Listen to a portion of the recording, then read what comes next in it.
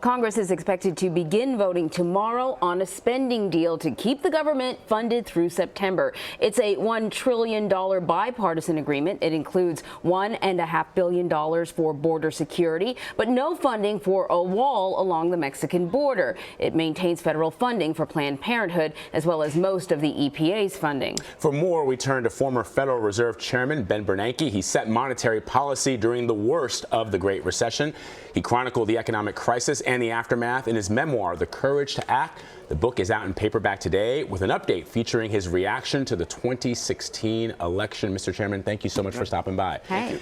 So let me ask you, on the president's tax reform plan, he says that big tax cuts will be paid for by economic growth. What's your take on that? Well, I don't think any serious nonpartisan analyst of tax cuts would suggest it's going to pay for itself.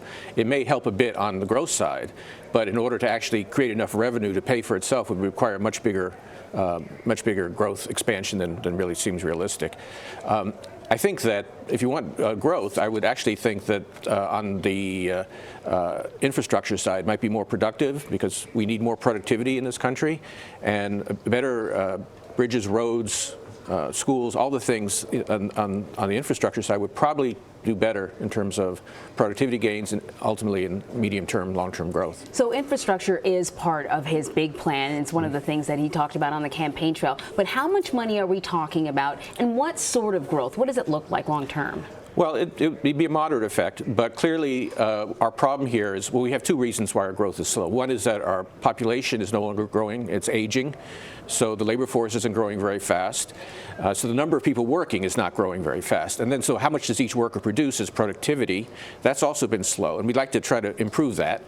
And I think we would get some benefit if people spent less time in traffic, for example, going to work. Right. You can maybe relate to that. Yes, I can. She lives in Philly. But I'm a super commuter. So I think there would be some benefits to that. In terms of productivity and technology, supporting basic science research, making sure that we have enough skilled workers, including immigrants, to man our high-tech industries and help put that into place. So there are a number of things we could do. No single policy is really going to change the ballgame, I don't think. Yeah. Let me ask you this, Mr. Chairman. This is something that's been, I think, distressing for a lot of Americans. After World War II, middle-class Americans were working as teachers. They were working in the automotive industry. They were working as firemen and police officers. They were able to send their kids to college. They were able, in some cases, to even afford a nice little vacation cottage on Cape Cod or wherever it is that they wanted to go on vacation. It seems now in 2017 that is so far out of reach for most Americans. What's happened? And I know in your new afterword you talk about wages up until 1966. You give some statistics about how people earned a living. We've seen this tremendous gap between the rich and the poor. What's happened? Well, after World War II was really an extraordinary time. America was dominant around the world. Our major competitors have been destroyed, basically, by war. And so it was an opportunity. We had the GI Bill, and soldiers coming back from the war got to go to college, and there was a big upsurge in many people's standard of living during that time. So that's a little bit of a special time. We really can't quite go back to that. But I think we could do more to try to improve mobility, to help people who are starting lower on the income ladder make it up. And in recent years, that has actually been not as good even as 30 years ago, forget the immediate post-war period. So I do think it's a big challenge for us, and clearly the fact that President Trump was elected on dissatisfaction, despite the fact that the economy as a whole seems to be doing pretty well, suggests there are a lot of people who feel left behind, and obviously we need to do what we can to help them get up the ladder. I just want to ask you one more question about another component of Trump's sort of master plan, which is reducing the corporate tax. We spent a lot of time talking about that, I think, from 35 down to 15%, which is the tax on paper, not necessarily the effective rate. Right. But my question is this: how do we guarantee that that's going to bring back jobs? The argument is, well, if we had an environment that was more comfortable for these big corporations, they would bring their jobs, they would bring their money back here. But how do we know that? Why don't they just keep a lot of their money overseas? One thing about the corporate, as you mentioned, is though the official rate is 35%. Right. Firms pay a lot less than that because there are lots of deductions, exemptions, and so on.